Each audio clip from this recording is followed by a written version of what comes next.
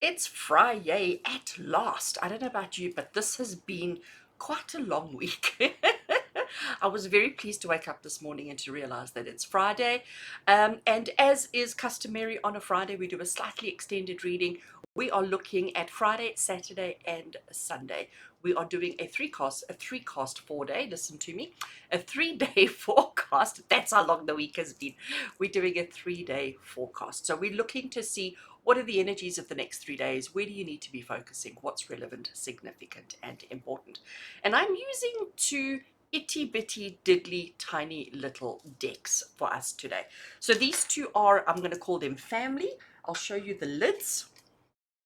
This is the Wild Unknown Pocket. That is that one over there. And this one over here is the Wild Unknown Pocket Animal Oracle deck by Kim Krantz. So those are the two decks that we're going to be working with today. I absolutely love these two together. They're quite different. They're quite unusual. The artwork, is a little bit abstract, but they're so deep. They're so rich, and there's so much that comes through from these decks. I do have this in the large size as well. I have all of her decks because I just think this woman, the creator of this deck, is just phenomenal. So because the decks are so tiny, I have zoomed in quite a bit. So that's why my hands look so super big on the screen. But let's see, energies of the next 3 days, 26, 27, 28, Friday, Saturday, and Sunday in April. What do we need to know?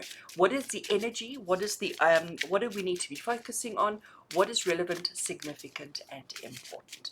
And friends, while I'm shuffling, please, if you haven't already done so, hit that like button and make sure that you have subscribed to my channel. Thank you. Okay, so Oracle, we're looking for a spirit animal oracle with a message for us for the next 3 days. Okay, apparently that one looks like it wants to come out. That one looks like it wants to come out. Let's have a look and see what we've got. Right, the backs are so pretty. We have got the otter, and I've written keywords on the cards because I don't know anything about animals. And the keywords that I've written here, let's see if you can read my handwriting. Unobstructed joy, that's my word. You guys know me, joy is my thing.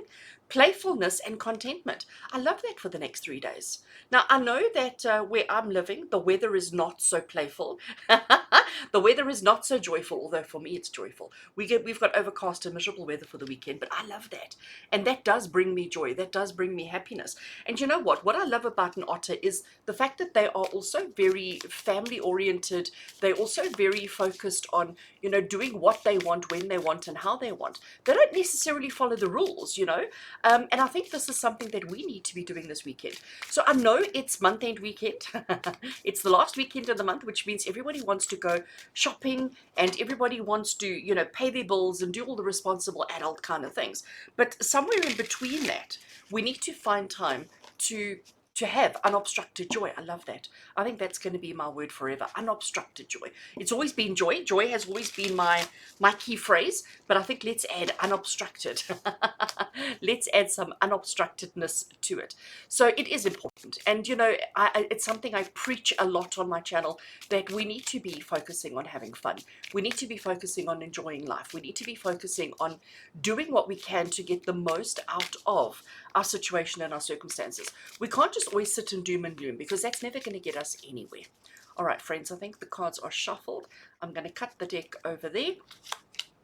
So the first card we have, you see, now this is where unobstructed joy comes from, because there's none of that there. What we have here is the Nine of Swords. And the Nine of Swords is the card of feeling as if you have, like, you just don't know where to turn next, and feeling as if it's just never going to be okay. And this feeling of dread, and I mean, if you look at that artwork, it's not pleasant. It's really not pleasant. And it certainly gives that feeling of no joy, no happiness, no joy, none of that. And this is maybe how we're all feeling about life at the moment. We have to admit, we have to acknowledge that life is pretty tough right now. We're all struggling. As I started off this reading, I started off this video by saying, oh my gosh, it's been a week. I'm so glad that it's Friday. It's been a week. We're all feeling the overwhelm, okay? Because that's what this card is. It's all about feeling the overwhelm. And then Spirit comes along and gives us Empress energy. No, sorry, the Three of Pentacles, okay? of Pentacles, and Three of Pentacles is about working together. It's about teamwork. It's about collaboration. That's the big word for that card, is collaboration. And if we look down the bottom here, the Pentacles, each one is different. They're each a different color, but they are united and they're standing together. They're rallying together to support each other. Why? Because everybody's struggling. And I think, again, friends, the message that I'm getting for us is that life is hard, life is difficult, we're all struggling, we're all finding it a bit difficult, but we each seem to have this thought that we're alone in our struggles, that we're the only one struggling. Why? Because we're also good at putting on a pretty face and pretending that everything's okay. But the reality is it's not okay. So when we start being more vocal and more expressive in our struggle to our friends, to our families, to people who matter. So that means not putting it out on social media for the whole world to see and go, oh, did you hear so-and-so struggling? It's not to create gossip, but it's people who matter in your life. Friends and family, significant people in your life. Let them know that you're struggling. And maybe they can help you to ease the struggle and to bring a little bit of joy, even if it is only for 3 days. You know what? Sometimes one moment of laughter, and I'm talking proper belly laughter, happiness, it just makes everything seem better. But you're not going to make yourself laugh. Laughter comes from a shared experience. So let's have some shared experiences. We also have the Ace of Pentacles. So we got the two Pentacles coming through. And Ace of Pentacles, I love this. It always reminds me of like a target, okay? This particular artwork always reminds me of a target. So imagine you're standing staring at this and you're ready to fire your dart, okay? And obviously the goal is to hit that center point. And the closer you get to the center, the more accurate you are, the better the result, the higher the score, all of those kind of things. But this is the Ace of Pentacles. It's that moment of planning. It's that moment of aiming. Okay, it is that saying, right, this is my target. This is what I want to achieve. This is what I want to attain. Now, obviously, if I hit anywhere on there, fabulous, I'm happy. But the closer I get to the center, the more my reward is going to be. And we want reward because reward brings joy. Reward brings happiness. But we need to understand that, yeah, if you're stuck in your head about how bad it is and how difficult it is and how complicated it is, you're not going to hit that center.